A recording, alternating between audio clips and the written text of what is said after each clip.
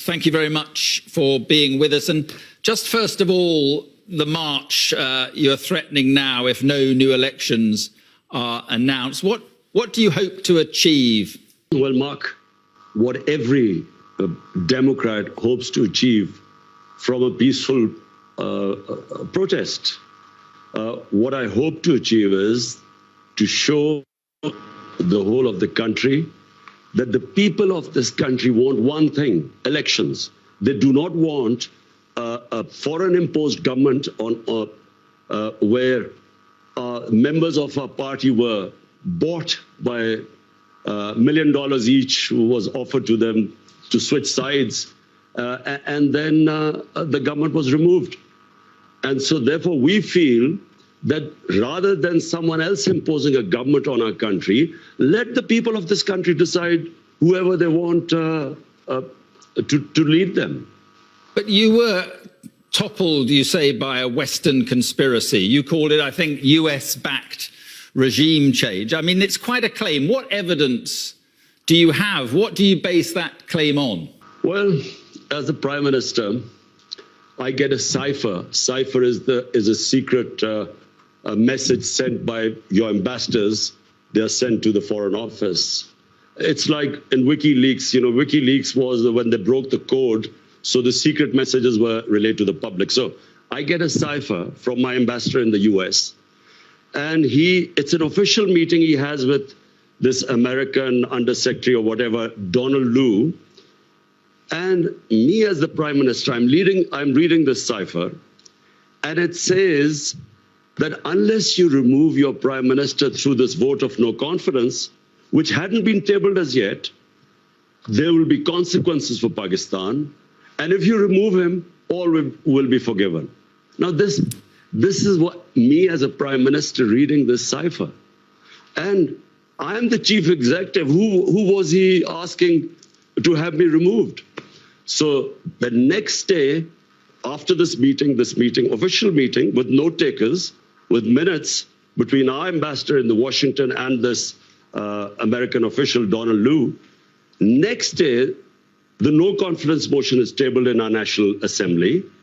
And then members of our party, which I told you were offered these huge sums to switch sides, they start leaving our party. Our allies leave our party. And just to remind you that at this time, in the last 2 years, Pakistan's growth rate was 5.6% last year. This time was 6%. It is one of the highest growth rates in Pakistan's history. Right. Our industry was booming, exports record, remittances record, tax collection record.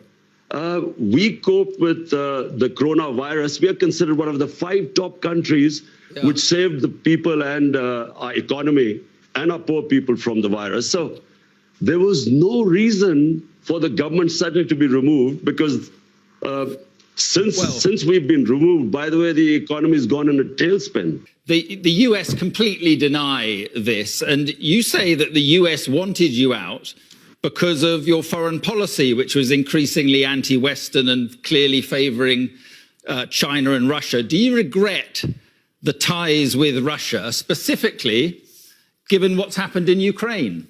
Mark, in that cipher, Donald Lu is asking our ambassador that the Prime Minister, Imran Khan, was solely responsible for his decision to tour Russia. Now, the ambassador kept trying to explain to him that this was a tour which was planned long way back, long way before Ukraine. Secondly, all stakeholders, the Foreign Office, the military establishment, we were all on one page because the military wanted hardware.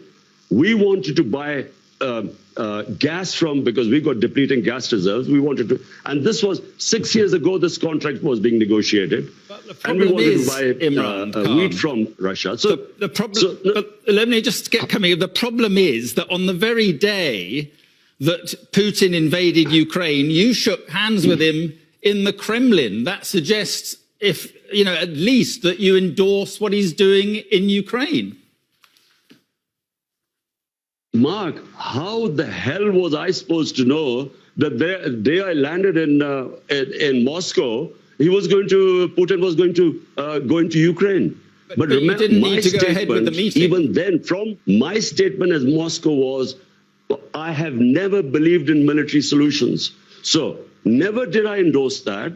Ours was a totally bilateral meeting. It was planned long before. So point I'm trying to make is that we didn't realize that when I would reach there, that Putin would go into Ukraine. How was I supposed to know? And how could you be punished for that? But do you accept that what Russia is doing is an illegal act of aggression? Do you condemn what Russia is doing? Mark, I am against all military operations. I was against Iraq war. I was against US going into Afghanistan consistently. I'm against military solutions in Ukraine to solve problems. But point I'm trying to make is that to hold me responsible, and in this cipher, it was only me being held responsible, while our ambassador was telling us that this was a long before the store was planned.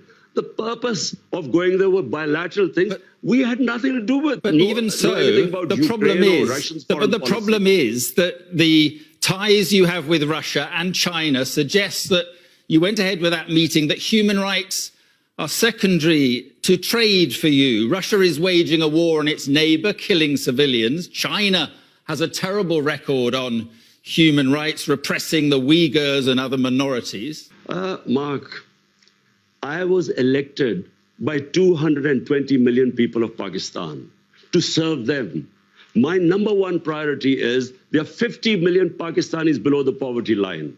I was not elected for them to correct all the wrongs that are going on in the world. My responsibility was my country. And so all my relationships, whether it was with China, with the United States, with Russia, were for the benefit of our own people. Listen, in Kashmir, which is a dispute between Pakistan and India, India has violated all United Nations resolutions on Kashmir. They've illegally taken away the right of the Kashmiri people and basically got rid of the statehood. Now, did anyone speak against it? There are atrocities going on in Kashmir. 100,000 people in Kashmiris have died. Has anyone condemned India for that? No, because India is an ally. Allow us to be neutral too so that we can look after our own people. What about Afghanistan? Are you pleased to see the Taliban back in control in Afghanistan? Were you pleased to see the West defeated? Mark, Afghanistan there was never going to be a military solution. Anyone who knows the history of Afghanistan, and the British above all, have experienced 3 wars in Afghanistan. The 3 times they've gone into Afghanistan in the 19th century, twice in 19th and once in the 20th century. There was never going to be a military solution. People like us who kept saying that this is not, you will not solve Afghanistan problem by bombing them or sending your military, we were called pro-Taliban.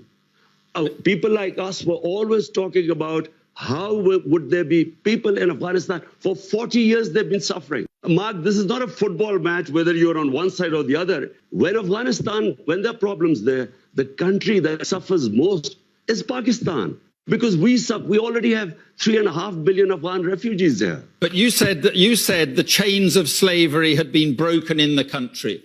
When the Americans left and the British, what did you mean by that? That was deliberate. It was deliberately distorted. I was speaking in Urdu. I was talking about getting rid of mental slavery. We still have the colonial education system, which elite is taught in English medium.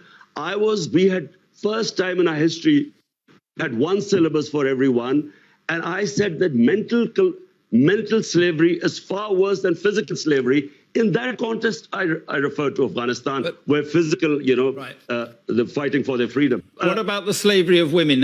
Are you concerned that they seem to be going back on their commitment to allow girls back to school, and they're now insisting women cover their faces? Are you worried at all about what is happening there? Mark, I am not responsible or a spokesman for the Taliban. If there was any other solution, after 20 years of war, well, There should have been. You should have found some solution. But Pakistan has supported the Taliban. How? Who says this? By harboring Taliban fighters inside Pakistan. Do you know something, Mark? There is so much propaganda and ignorance about this whole Pakistan-Afghanistan situation. Pakistan lost 80,000 people. No country which supported the US in the war on terror gives as many sacrifices as we did. The only reason we lost 80,000 people was because we joined the US war on terror. Because the US was trying to find a military solution in Afghanistan where none existed, we were blamed. A country that gives sacrifices, we were blamed for the lack of success in Afghanistan. What is happening in Afghanistan has nothing to do with us. The fact is that a war in Afghanistan meant 5 million refugees at the beginning in the 80s. We have 3.5 million refugees. We had what were the Pakistan Taliban who were fighting against our state. We still have terrorism as a result of participating in the US war.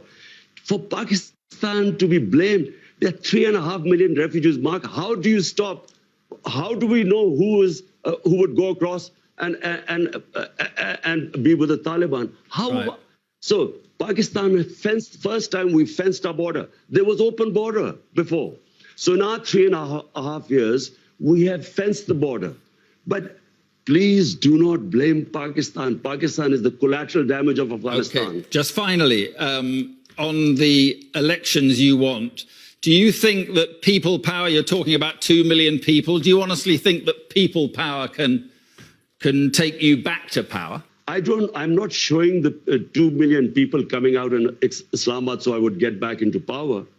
All we are saying is that there are two problems. One is that this is an imposed government through a regime change by Washington. Number two, they're criminals. 60% of the cabinet is on bail. The prime minister and the chief minister were about to be sentenced when they were made the chief minister and prime minister. It's an insult to this country. All we are doing is peaceful protest. Okay. We feel, let the people of Pakistan decide who they want to elect. Let's not have an imposed government from outside. Okay. Well, as I say, the Americans deny that. But listen, Imran Khan, thank you very much for being with us this evening. Thank you. Thank you, Mark.